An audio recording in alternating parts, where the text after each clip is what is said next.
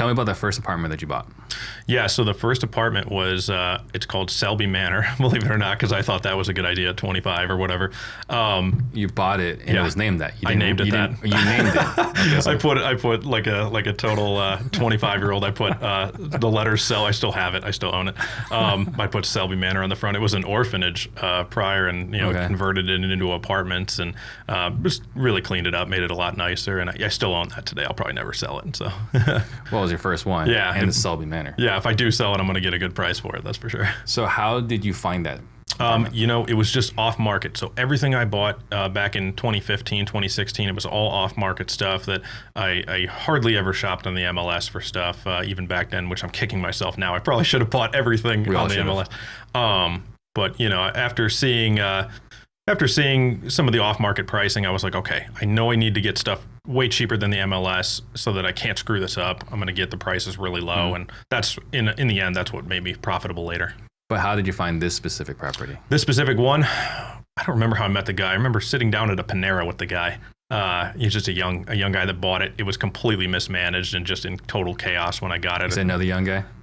What's that? He was another young guy? Another young guy, yeah, Okay. yeah. And it was like one of his first ones, and he had let somebody, stay there, and they weren't paying. And they hacked into his coin laundry with a crowbar, like took all his quarters out, or something like that. So I was like, wow, got a great price on it. I think it's probably worth like $350, $400 right now, and it's a smaller apartment building. It's probably worth like $350, $400. I think I scooped it up for $100 and something back then. So you bought it for $100. Yeah. Did you have to renovate it? Oh yeah, we did some work. What did you have to do? It wasn't huge on that one. I was lucky. It was mostly cosmetic stuff, and even a lot of the cosmetics were in pretty good shape. It was just the people that he had in there. Yeah, did you have to turn over the tenants? Oh yeah, anybody that was in there, and some of the units weren't even inhabitable. I mean, it was So let's talk about it. Yeah. So basically, I'm on the news talking about this. There's some article you can find if you look hard enough, but there was a prostitution ring down in the basement unit going on, and we had to kick all them out. I think they were the ones crowbarring out the coin laundry. So sounds consistent. Yeah. That's the one thing about apartments. I mean, it's there's definitely some advantages, but I think people don't realize if you're not in an A-class neighborhood right in the beginning of your investing, you're gonna have to deal with some of these real problems that are apartment investing. So that was the biggest nightmare, was the prostitution ring at that building. It was. So what is it like in Iowa to have to evict somebody? Because it seems to be different in every state. It is. So what was it like to evict someone? I mean, I'm on the border of Illinois, and the differences between Illinois and Iowa. Red state, blue state. But Iowa, it's quick. And even the moratorium in Iowa wasn't nearly what the Illinois moratorium was. The Illinois moratorium is, for all intents and purposes, still going on. Yeah. I mean, I've seen tenants that haven't paid rent since, 2019 that are still in Illinois.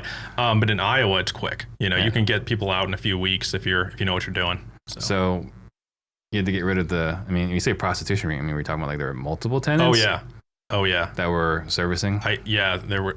This is documented somewhere, and this is going to be so unprofessional. There was a gal named Strawberry that was down there running a whole bunch of. Of course, her name was Strawberry. Yeah, of course, and she's on that. We saw her in the inmate listing. That's really her name, and I was like, oh wow. If you're listening, I'm sorry for dropping your name here. So.